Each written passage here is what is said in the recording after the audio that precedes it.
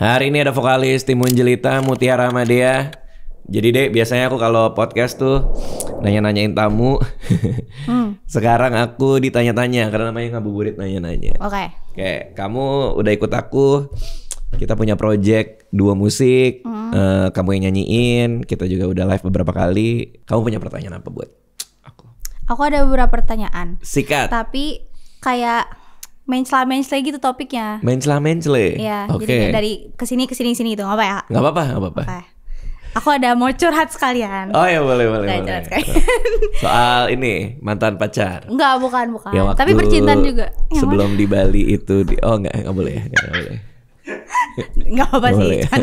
Oh, Udahlah. iya. Oh, bukan itu. Bukan. Berarti waktu di Bandung ini. Enggak sih, Oh, ini enggak. sebenarnya Banyak kota ya, emang banyak kotanya. Bukan general. Oke. Jadi gini. Aduh, Kan aku tuh kayak sekarang tuh lagi rame kan di TikTok kayak gitu-gitu ngebahas soal kayak ada beberapa perspektif cowok yang misalnya kayak ngeliat ceweknya itu matre.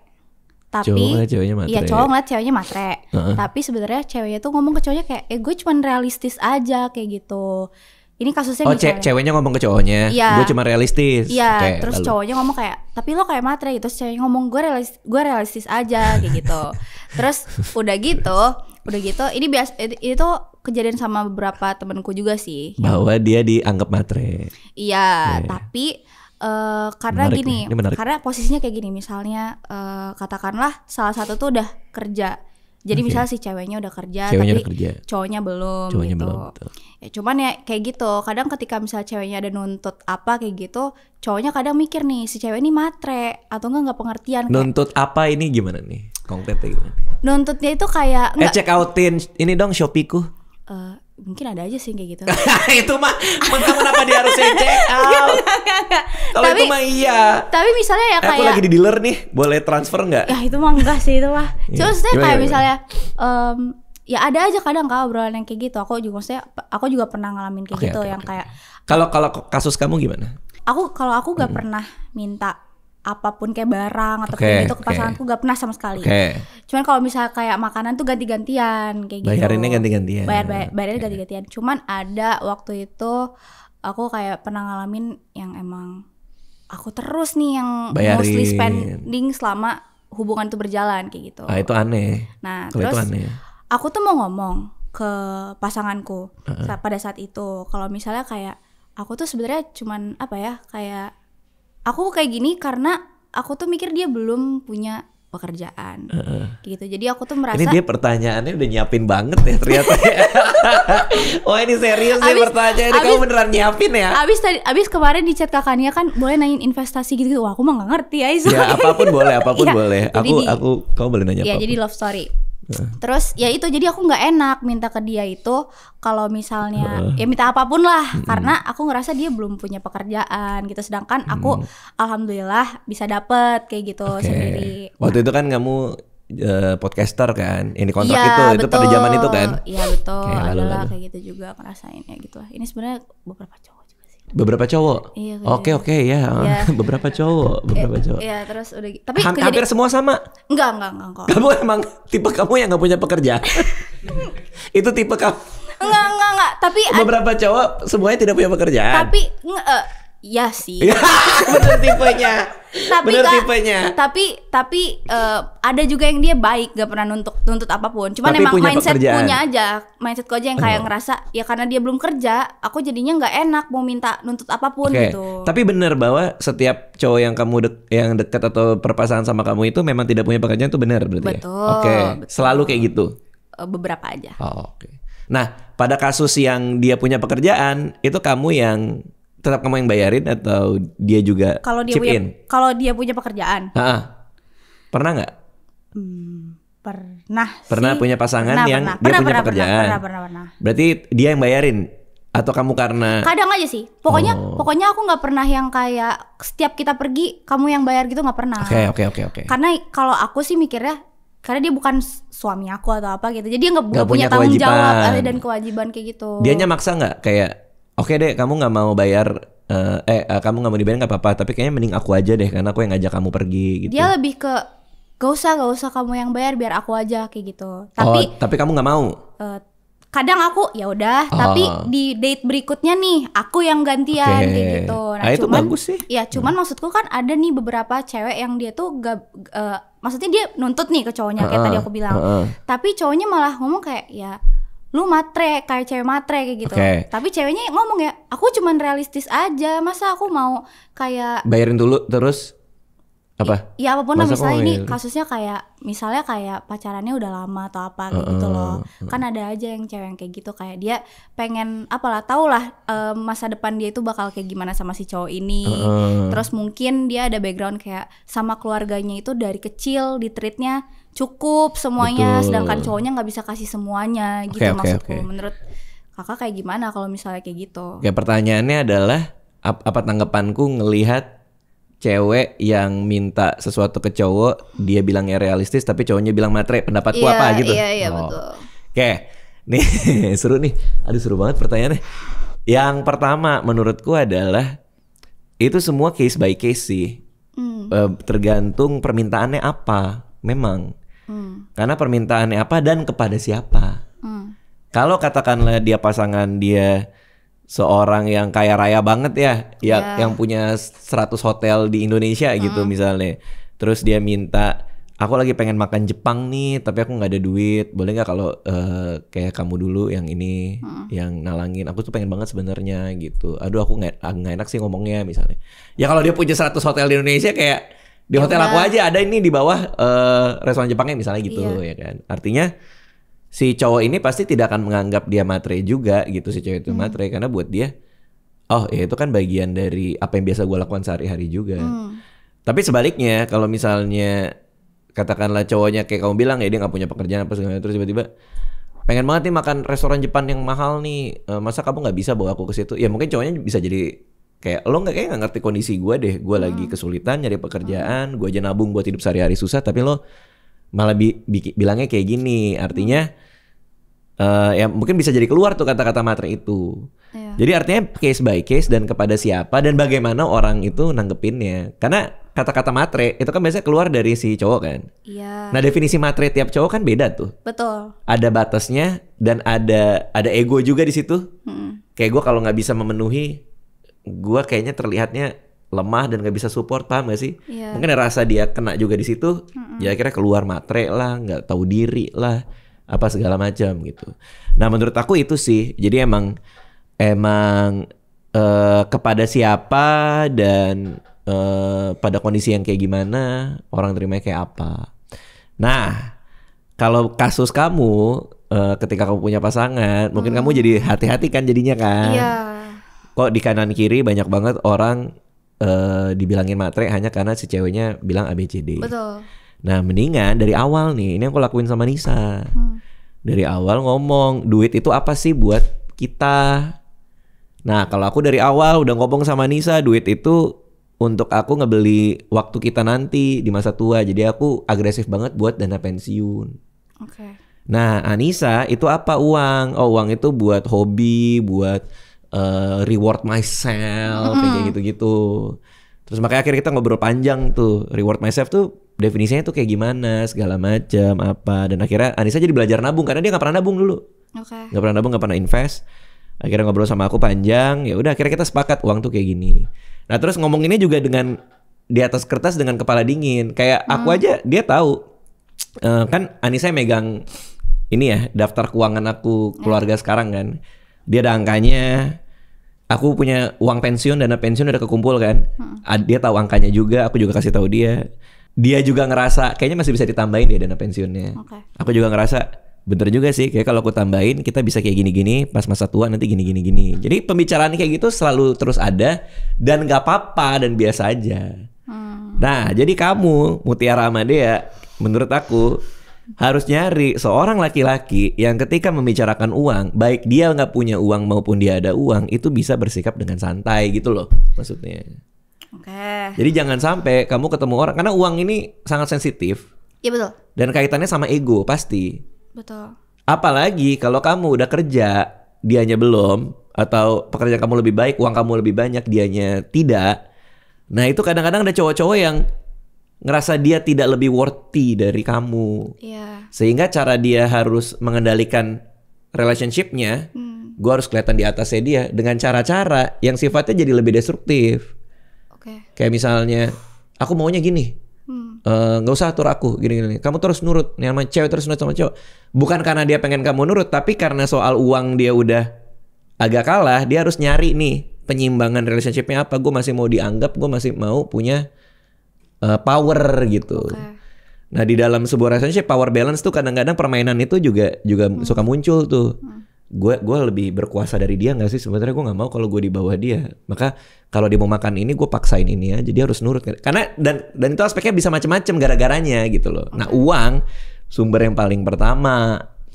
Makanya sebelum nikah aku baca. Ya kan aku dulu nggak pengen nikah ya. Nggak pengen nikah, nggak pengen punya anak gitu kan. Terus tiba-tiba kayak yang kayaknya seru juga ya kalau selama ini bahagia sama Nisa seterusnya aja gitu kan. Nah bacalah penyebab perceraian nomor 1. Karena sebelum nikah kan pengen tahu juga kan ini gimana sih gini-gini nih. Penyebab perceraian nomor 1 ternyata duit. Itu soal uang. Artinya sumber ribut paling gede itu uang. Nah karena sumber ribut paling gede itu uang, maka kita bicarakan aja dari sekarang uang itu kayak gimana sih buat kita. Persis kemarin malam kita lagi ngomongin duit. Tabungan aku sekian, kita mau gimana buat apa, kebutuhan kita apa lagi ya. Dan aku juga masih suka gitu kok, kayak misalnya Anissa tiba-tiba belanja apa segala macam. Enggak nih kayaknya udah berlebihan deh, kayaknya harus kurangin gini-gini. Masih kayak gitu juga gitu. Nah sebaliknya dia juga ke aku kayak gitu. Kayak tapi kalau dia kebalikannya banget. Kayak kamu harus belanja itu kata dia ke aku. Karena aku nggak pernah belanja. Jarang belanja, iya. Cuma dilihat-lihat doang di handphone. Iya. Tapi itu kira-kira. Soalnya masalah aku pada saat itu, aku tuh ya kan itu kan aku kan sebenarnya bukan yang kayak kerja yang korporat yang kayak gitu. Iya aku bukan yang tiap bulan juga ada kadang endorse tuh kan kadang ada kadang enggak. Cuman aku tuh ya alhamdulillahnya pada saat itu kayak aku tahu kayak misalnya ada ya nanti ini bulan depan kan masih ada lagi gitu. Jadi kerjaan. Ya betul kayak gitu. Tapi kalau nggak ada ya aku ngomong. Dan aku juga nggak pernah yang kayak minta si mantanku juga kayak untuk bayarin apa atau enggak nuntut yang aku pengen ke coffee shop ini kayak gitu karena FOMO atau apa gitu aku enggak. Jadi kayak kalau misalnya gak ada uang pun ya ke rumah aja gitu santai aja kita atau gak jajan di mana gitu. Dan ini nggak apa. Cuman masalahnya adalah pada saat itu posisinya aku memang udah ada penghasilan sendiri, cuman dia belum ada. Dan dia terlihat tidak berusaha pada awalnya kayak gitu. Kayak gak berusaha nyari kerja maksudnya? Iya, padahal aku sama bundaku udah bantuin nyari kerja. Betul. Karena juga kita ada keluarga yang emang orang HR kan, jadi kita udah bantuin lah. Aku bukan yang ordal, iya kayak jadi sebenarnya tinggal ya udah gitu. Cuman emang mungkin karena belum ada kemauan, entah mungkin dia pengen nyari yang cocok gitu kan, gak semua orang cocok di perbankan atau di mana kayak gitu.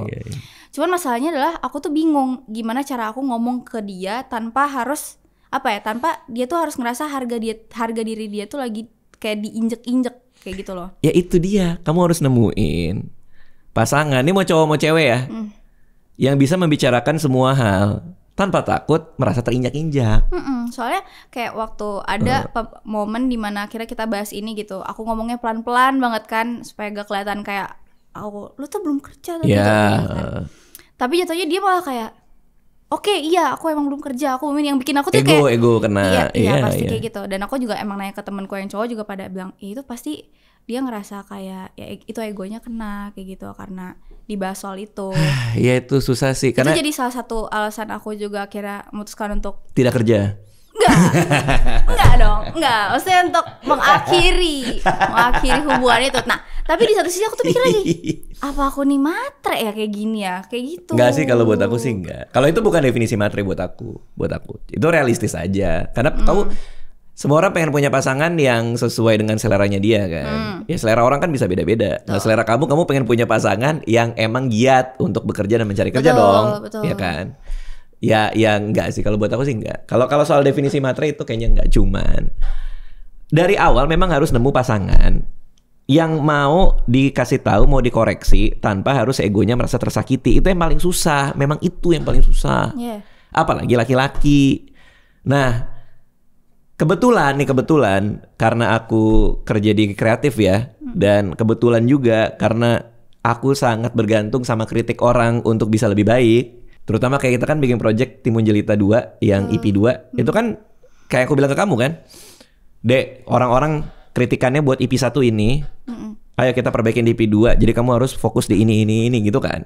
Nah, kita kan bergantung sama kritikan. Kenapa? Supaya bisa lebih baik kan. Ya.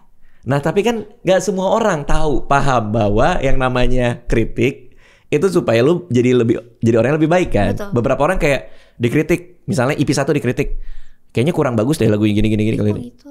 Lu tahu apa? Oke, emang gak terlalu bagus. Lo dengerin lagu-lagu mana yang lo suka, mana playlist lo. Gue nilai. Ya itu kan gak jadi apa-apa gitu deh. Paham gak maksudnya? Iya. Gak jadi apa-apa kan? Gak jadi apa-apa sama sekali.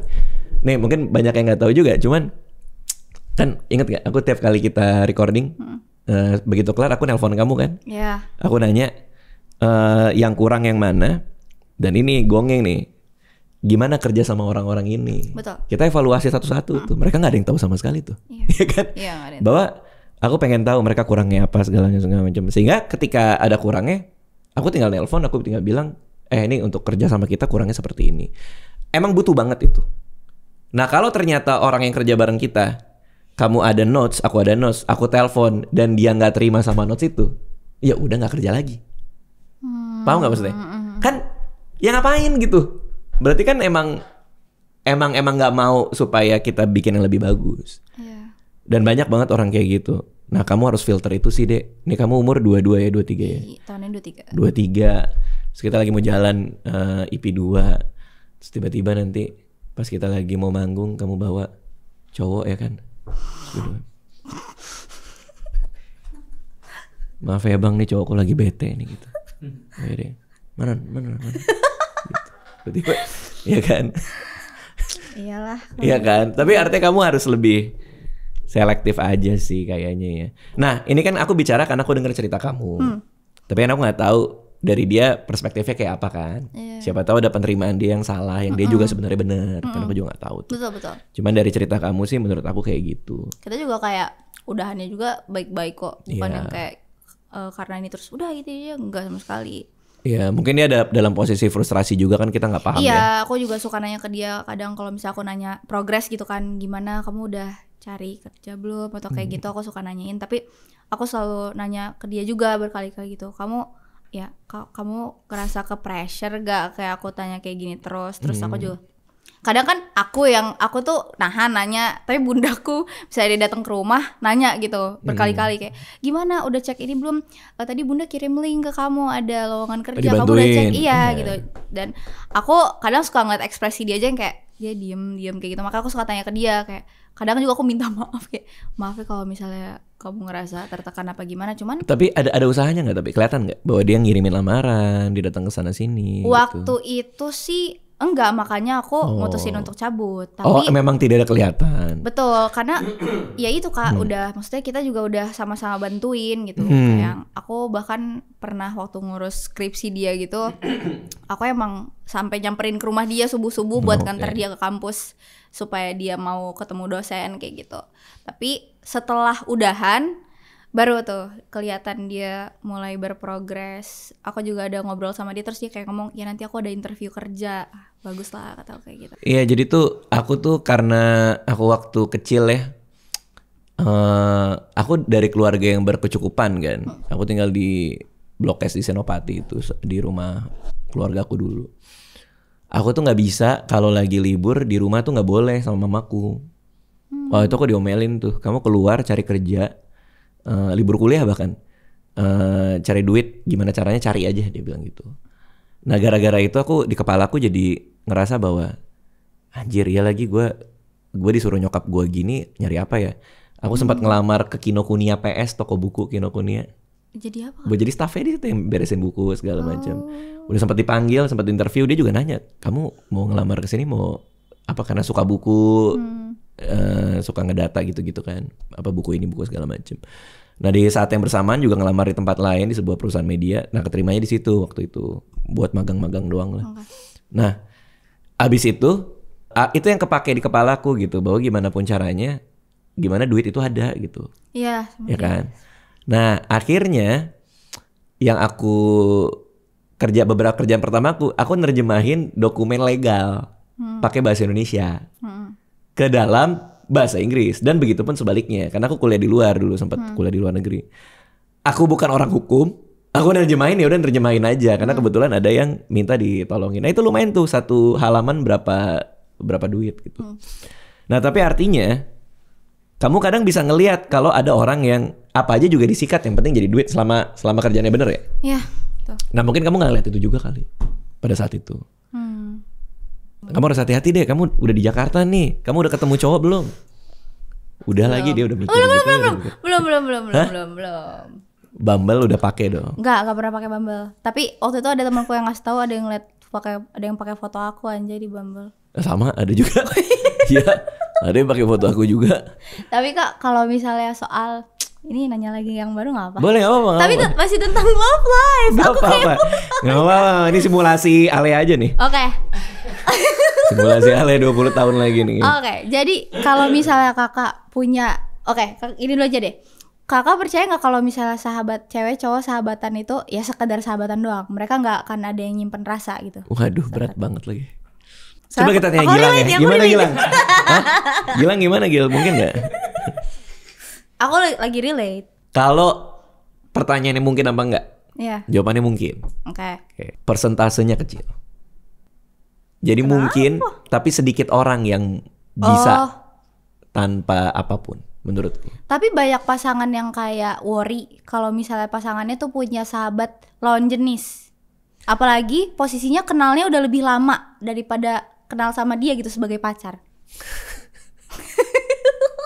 Berarti ini urusannya di si pasangannya yang tidak suka kan? Iya. Iya kan maksudnya itu kan? Iya.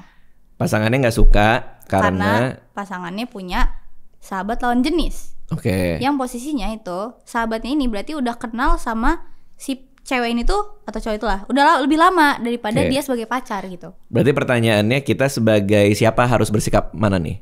Sebagai mana? Sebagai orang yang punya sahabat atau sebagai pacarnya? Si pacar. Sebagai pacarnya kita harus ngapain? Ya. Oke.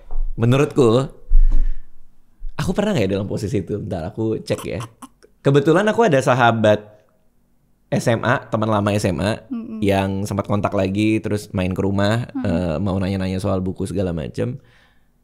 Itu memang sahabat, dulu tuh sahabat gitu. Berteman bagai ulat. Lagu dong. Disinari sinar mentari gitu. Udah. Sekarang kita berjauh-jauhan. Gitar gak Kak? Persahabatan bagai kedondong, kepompong.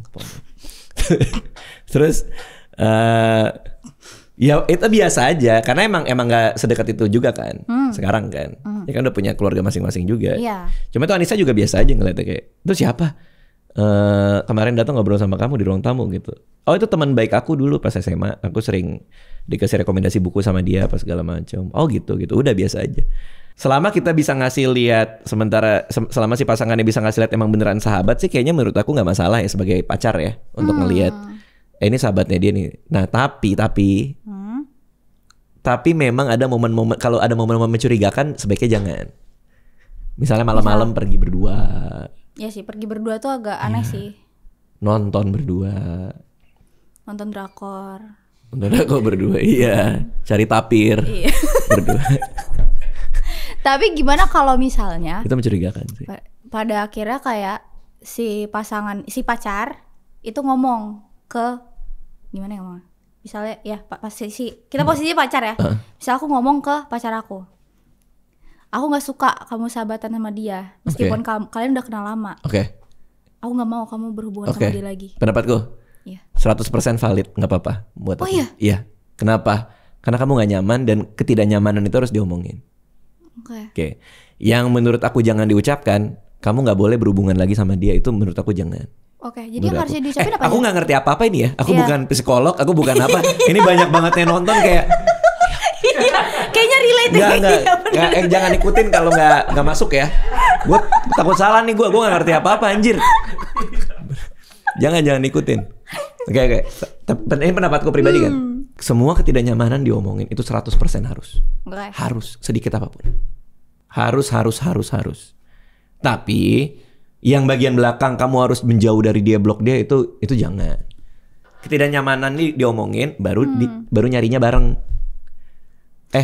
Aku nggak nyaman nih, kamu jalan mulu sama si cowok ini. Iya. Tapi dia sahabat aku dari SMA, aku gini. Aku kenal dia lebih lama daripada kamu. Aku tahu, aku paham. Cuma jujur, aku nggak nyaman. Enaknya gimana ya? Gimana ya supaya aku punya rasa ketenangan bahwa orang yang aku sayang ini pergi sama seorang laki-laki yang dia bilang tuh sahabatnya. Oke. Nah itu yang harus ditelusurin. Perasaan nggak suka ini itu datangnya kenapa? Pertama, takut.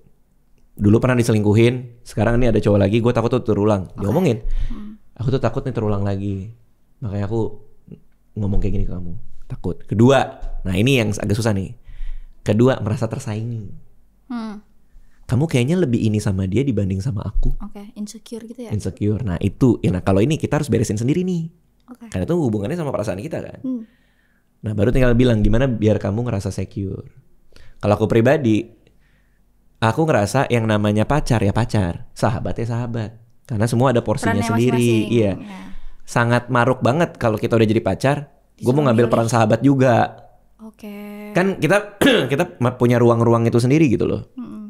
Nah buat aku, kalau dia bisa menjelaskan bahwa dia memang sahabat, aku perlu teman buat gini, ya silakan gitu.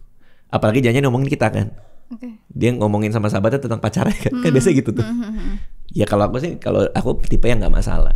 Berarti kita sebagai pasangan yang nyuruh kayak, ya aku gak suka kayak gitu. Bukan nyuruh ya, tapi mengkomunikasikan bahwa kita nggak suka. Oh beda sih. Iya. Oh ya beda sih. Aku nggak akan mau sampai hati nyuruh kalau aku. Ya. Tapi aku akan bilang aku tidak suka. Oke, itu biar dia mikir lah ya, nanti bakal kayak gimana. Dia mikir, dia tahu perasaan aku. Ya, yang penting kita udah ngasih tahu aja kan. Kita udah ngasih tahu. Terus nanti dia nanya kan, aku nggak bisa nih karena dia teman aku yang paling lama. Oke, kita cari jalan tengahnya gimana? Jalan tengah di mana kamu tetap bisa berkawan sama dia. Atau bisa pergi asal banyakan gitu. Ya, atau masih bisa pergi, masih bisa ngobrol sama dia, tapi aku tetap juga ngerasa enak nih. Oke. Nah, itu namanya kompromi. Apa definisi kompromi? Kompromi adalah kita punya keputusan yang sama-sama nggak ada yang menang. Sama-sama kalah, sama-sama ngalah. Nah itu namanya kompromi. Hidup itu adalah belajar untuk kompromi. Karena nggak pernah ada kita menang terus. Soalnya aku pernah ya mantanku. Tapi bukan yang itu, ini beda lagi. Ya emang banyak sih kayaknya sih. Tapi sama-sama nggak kerja. Kan masih SMA itu mah. Berarti gak kerja dong? Iya belum kerja. Iya sih bener sih. Itu dia tuh bukan mengkomunikasikan, tapi kayak gitu lebih ke nyuruh. Kayak pada saat itu Kak, aku bener-bener main tuh cuma sama dia doang. Sama yang lain tuh gak, even sahabat cewek ataupun cowok. Karena dia pengen semua waktu aku tuh buat dia. Kayak gitu. Lalu. Jadi dia tuh bukan yang kayak aku gak suka, terus kita gimana cari jalan, enggak sama sekali. Tapi dia lebih kayak aku gak suka kau pergi sama dia, gak usah kontak-kontak dia lagi. Blok semua sosmednya, apapun itu gak mau, kayak gitu.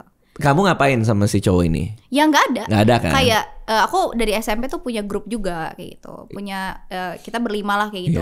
Nah memang aku cewek sendiri. Tapi karena pada saat itu aku udah punya pacar, ya aku gak mau kalau misalnya nongkrong cuman cewek sendiri lagi di situ. Paling aku minta kayak, lo nanti ajak cewek lo ya nongkrong bareng kita. Supaya aku bisa ngomong ke pacarku juga kayak ada ceweknya si ini kayak gitu. Jadi gak cewek sendiri gitu kan.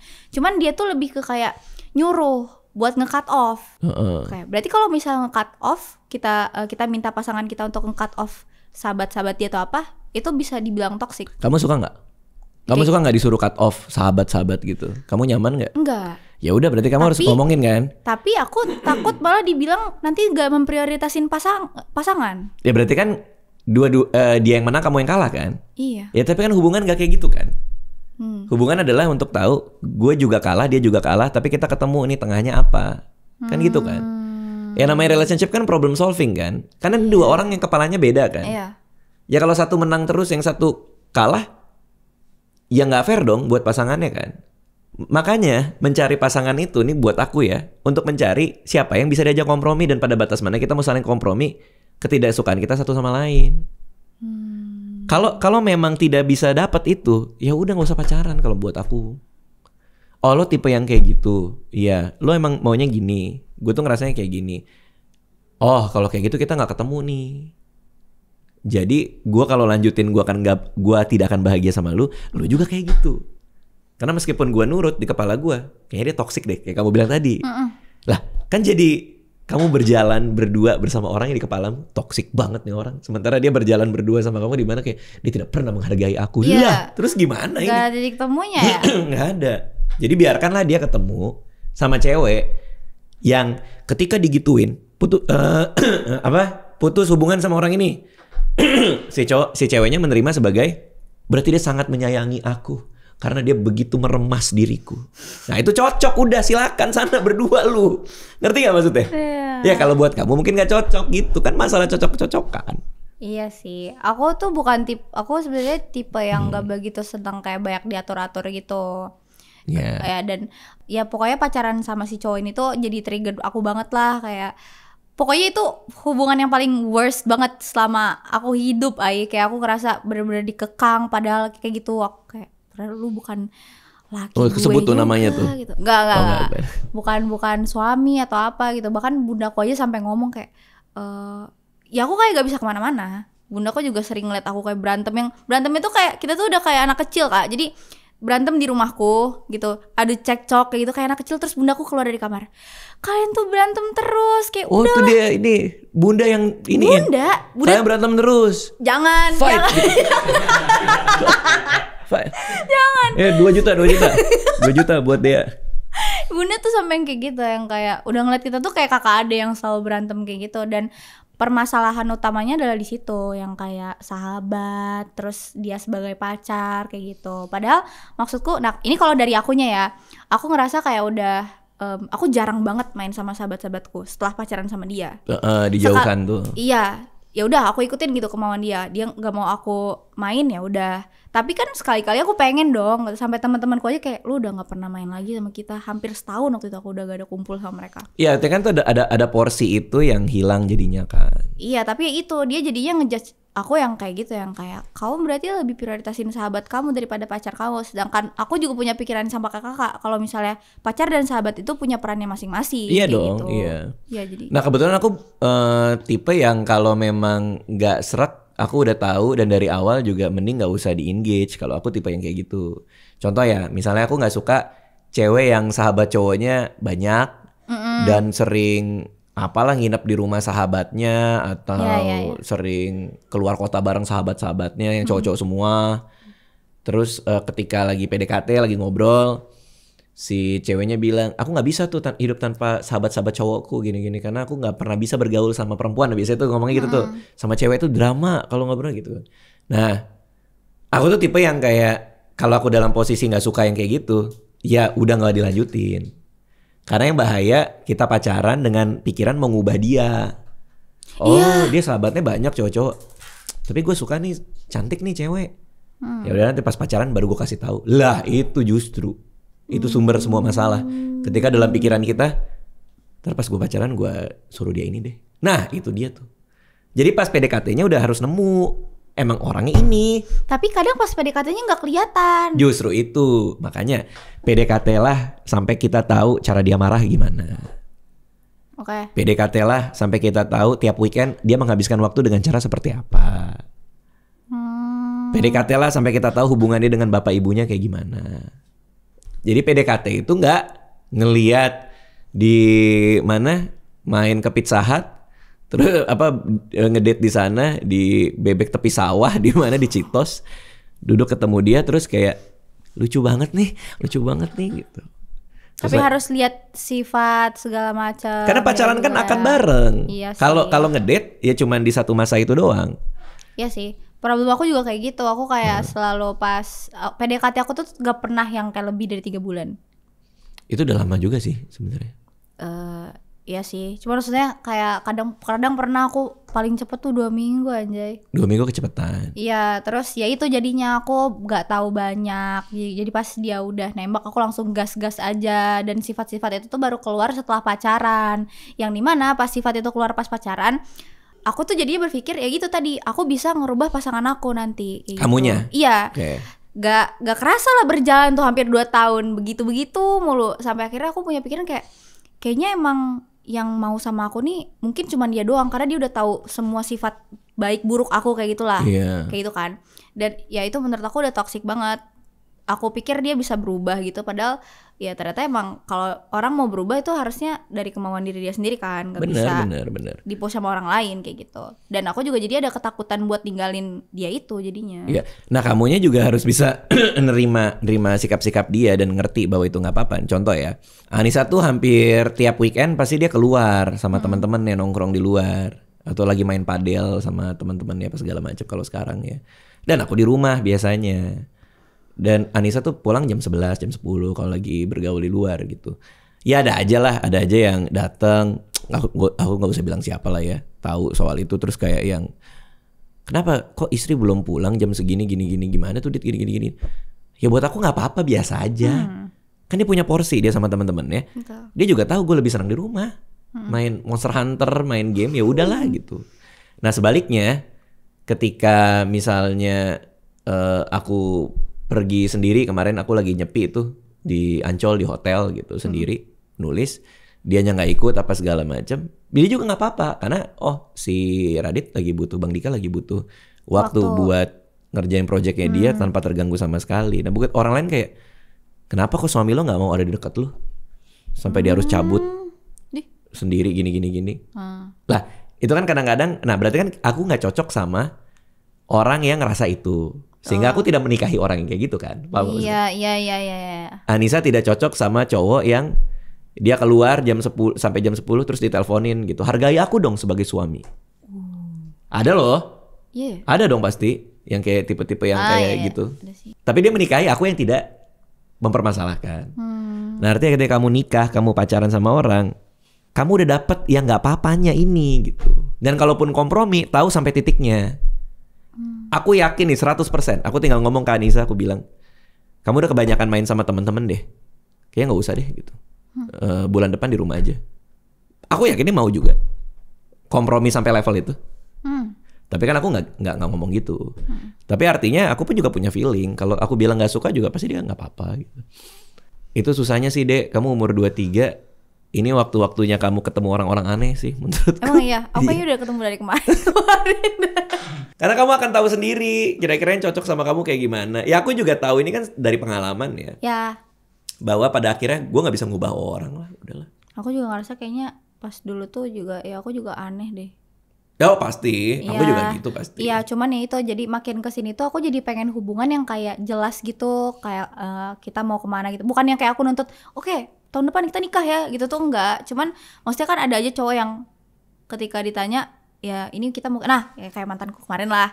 Itu kan juga aku sempat ada nanya. Kita kan udah lama juga kan, setahun lebih kemarin. Pacaran. Ya terus udah gitu aku pengen yang kayak oke, kita sama-sama nih apa progres sama-sama kayak gitu. Aku pengen kayak gitu dan jelas siapa tahu bisa serius kayak gitu. Jadi aku kalau sekarang tuh mikirin yang kayak gitu instead of aku cuman pengen sekedar pacaran doang. Karena kalau misalnya aku mikir kayak mau main-main doang, ya aku bisa main juga kumpul sama teman-teman aku kayak gitu. Cuman ya balik lagi kadang banyak orang yang ngerasa tuh kalau misalnya cewek nuntut pengen cowoknya kerja itu pengennya itu tuh kita disebutnya matre atau apa kayak gitu. Itu dong sih yang aku pikirin sekarang tuh. Jadi aku gak tahu kapan dibilang matre tuh kayak gimana, realistis. Kalau nggak itu diomongin aja. Kayak gitu tadi.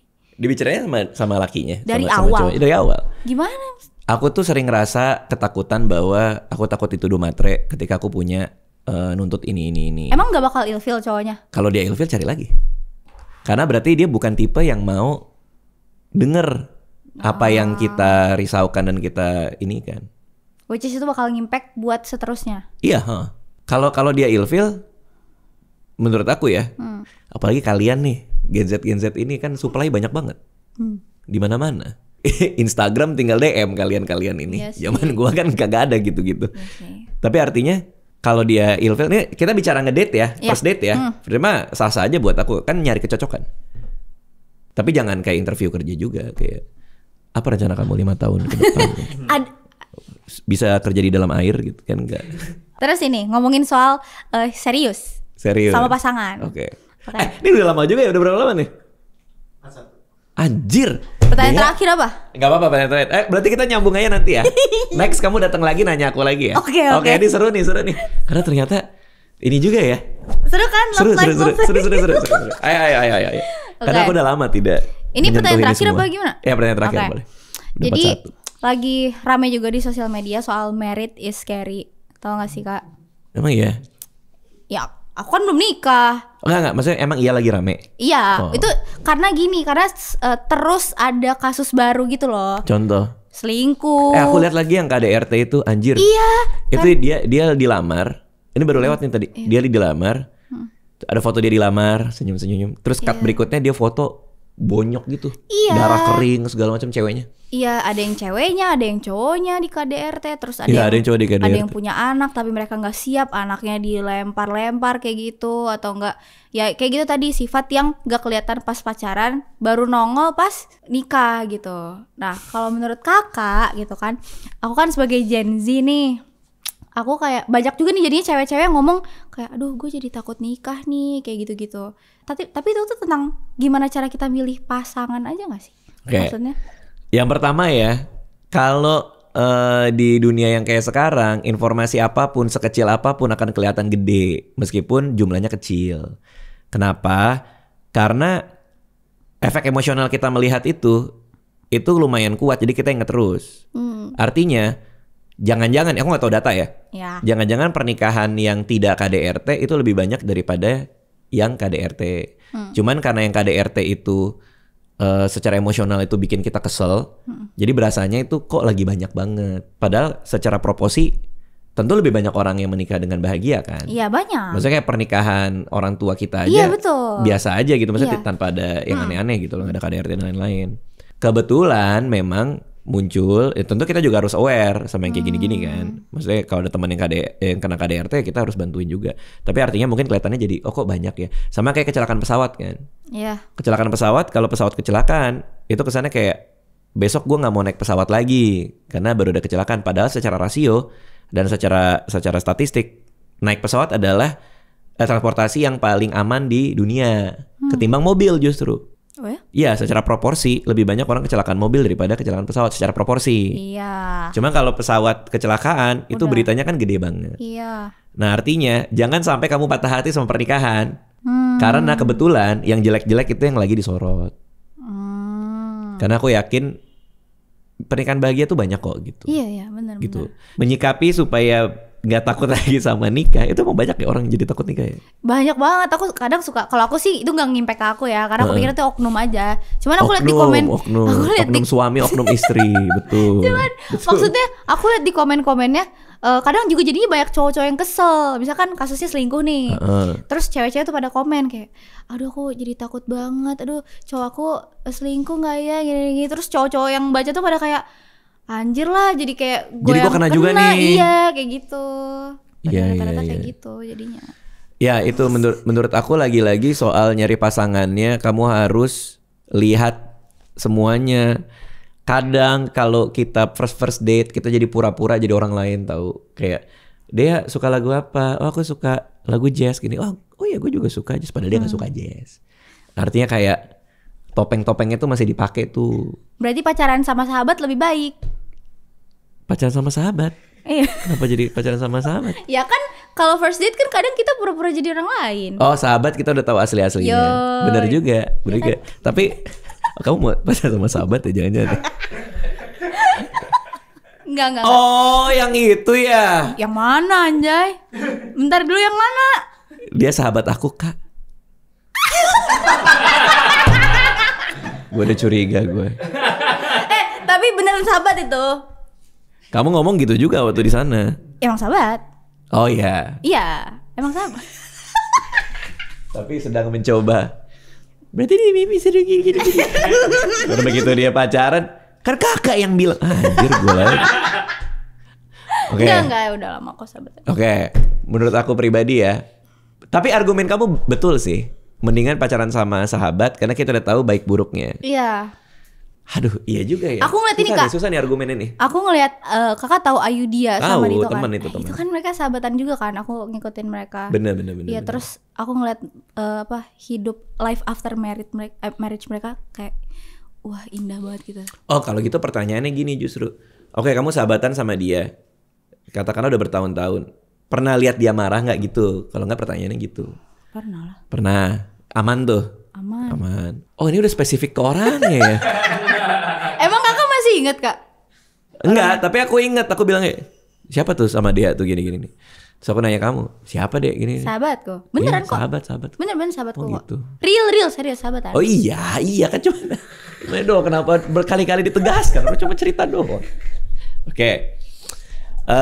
Ya kalau aman. Cuma deh kadang-kadang ada aspek yang ketika pacaran tuh ada bedanya gitu kalau menurut aku. Iya, itu sih. Terus ngaburin batas antara sahabat sama pacar ketika udah pacaran nih. Gimana cara kita ngelepas bahwa ini bukan sahabat gue lagi tapi udah lebih dari itu yaitu pacar. Nah jangan-jangan masih ke bawah tuh. Dulu pas sahabat gue ini. Terus nanti dia bilang ya kan beda soalnya yang gitu-gitu loh. Soalnya porsinya kan udah porsi sahabat, porsi pacar. Terus kamu bawa dia ke situ gitu loh maksudku, ngerti gak sih? Sedangkan kalau PDKT kita sama-sama tahu gue kayaknya mau deketin anak ini, si yang sebaliknya juga gue mau deketin anak ini. Jadi dalam kepala udah mau berpasangan. Iya pasangan ngerti aja ya. Paham gak sih maksudku? Kalau sahabatan juga tuh kayak jadi ya aku juga pernah bingung sih kayak gitu. Itu gitu, takutnya batasnya jadi buram aja ketika ada konflik gitu.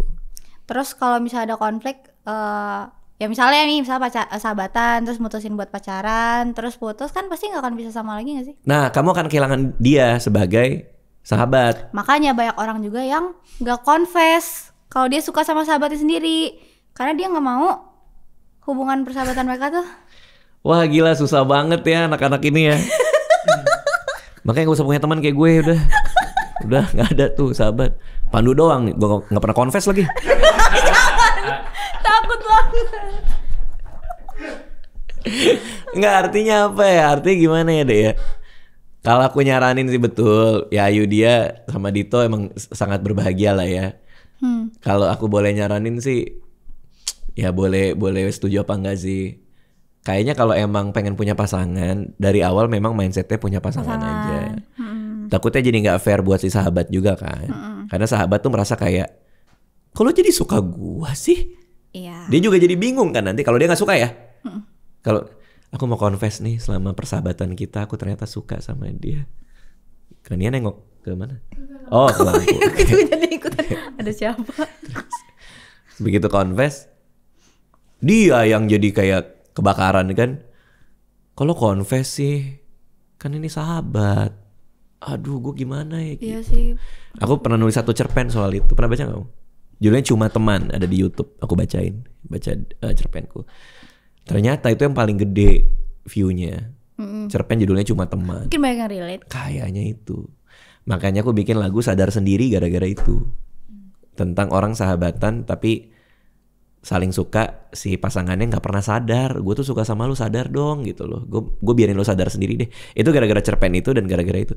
Nah aku sama sekali nggak ngeh ternyata itu sangat relate. Dan kasus ini banyak banget terjadi. Aku tuh nggak ngeh sama sekali sebenarnya. Gimana kalau misalnya nggak diajak pacaran tapi tiba-tiba langsung diajak nikah?